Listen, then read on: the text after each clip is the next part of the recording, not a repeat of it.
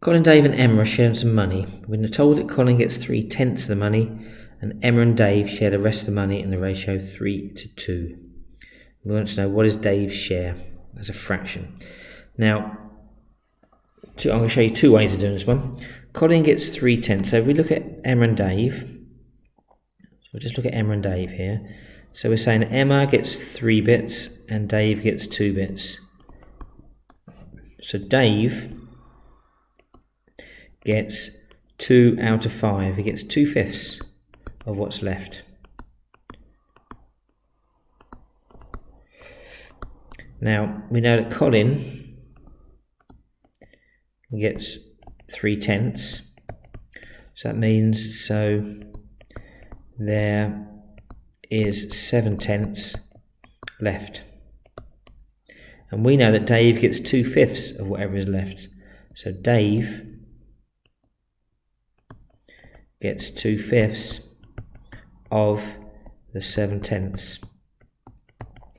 And of is just multiply in when we're working fractions. So 2 times 7 is 14. 5 times 10 is 50. And we can cancel that down. Both divide by 2, so 7 over 25 would be our answer. Now the alternative way, we could say, and it's very similar, but rather than working with fractions, you might find it easier to work with percentages. So here we've got Colin, who gets 3/10, which is 30%. Again, we've got Emma and Dave, and Emma gets 3 bits, and Dave gets 2 bits. So we know this bit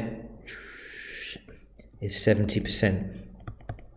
So again, same as before, Dave gets 2/5, 2 out of the 5 bits. So Dave gets 2/5 of 70%. 2/5, we could double the top and double the bottom, so that's the same as 4/10 of 70%. Clearly, if we had a calculator, it would be straightforward, just 2 over 5 on a calculator, using a fraction button, times 70. But assuming we haven't, we can do 1/10 is 7. So 70 divided by 10 is 7, and times by 4 is 28. So we get 28%. Now 28% is 28 over 100, and we can divide by 2 or divide by 4, but say we divide by 2, 14 out of 50, and 7 out of 25.